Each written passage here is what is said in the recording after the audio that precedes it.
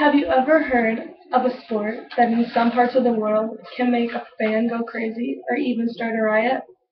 Soccer is the most played sport all over the world.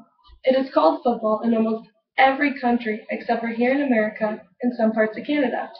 In this speech, I am hoping to educate you on how to play soccer more and to give you some historical and fun facts to make you love the game as much as I do. In the game of soccer, each team has 11 players, one goalie and 10 field players.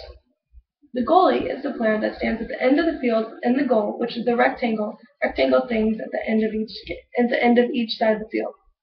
They're the only player on the field that are allowed to use their hands at any point in the game. The defender is the player that plays directly in front of the goalie. There usually are 4 defenders on the field, 2 central defenders and 2 wing defenders. The central defenders, along with the wing defenders, help mark the other team's forwards so they do not score a goal. They also help to direct traffic and let everyone else on their team know what's going on in the field since they are the last line of defense and can see everything in front of them. Teams usually have 3 or 4 midfielders on the field at a time as well, depending on the formation they are playing. If you play a 4-3-3, you would have 4 defenders, 3 midfielders, and 3 forwards. If you were playing a 4-4-2, you would have 4 defenders, 4 midfielders, and 2 forwards. That is also the same with the forwards. You could have 2 or 3 forwards on the field depending on the formation as well. Every game, you have 3 referees. One ref, which is the main ref, is in the central part of the field following the play up and down the field. You have 2 refs on the outside of the field, one on each sideline. The middle ref has the whistle and makes the final decision on each call throughout the game. The refs on the sidelines are the ones that have flags. They hold up the flags when they see the ball go out of bounds, handball, foul, or maybe an offsides. An offsides is when the forward goes behind the defender and receives the ball, or maybe the forward is behind the defender but comes back in front of the defender to receive the ball. That is also not allowed. Another kick that commonly happens throughout the game is a goal kick. That is when the offensive team kicks the ball past the goal line and out of bounds. That is when the defensive team gets a kick from the 6-yard box. Another one is called a corner kick. That is when the defensive team kicks the ball out of the goal line that they are trying to defend. That's when the offensive team gets a kick from the corner of the field where the sideline and the goal line meet. Some facts that I found, which are historic facts that I found from soccerholics.com. Here in America, it says, we all support soccer. We call it soccer, but in other countries, they call it football, which I have already told you earlier in the speech. Soccer is something thought to some people as the greatest sport ever. But here in America, it hasn't always been like that.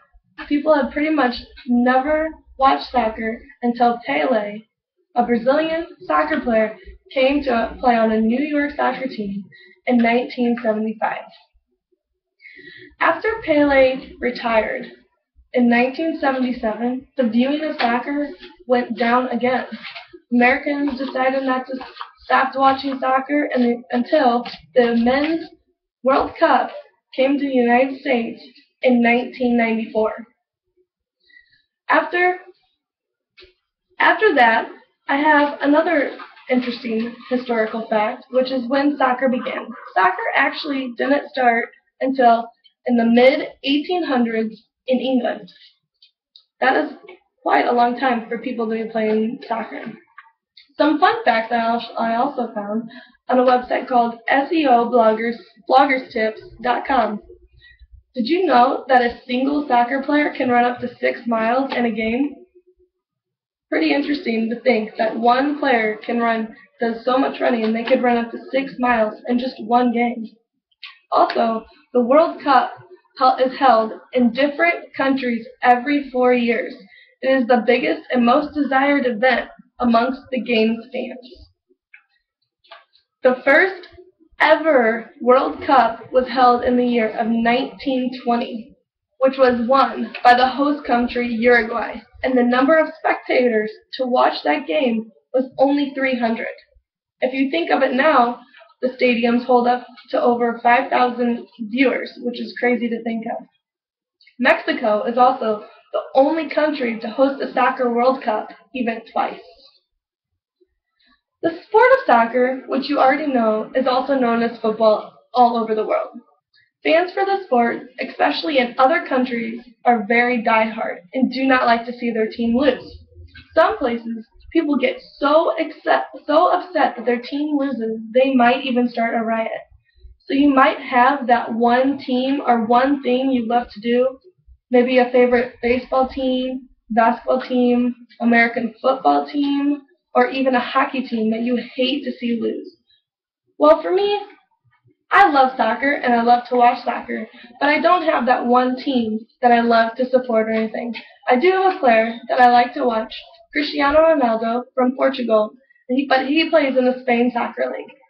If I had to choose a team, I probably would choose Real Madrid, the soccer team in Spain that he plays for. Thank you for listening to my speech, and I hope you enjoyed it, and I hope you'll go out and play some soccer. Thanks.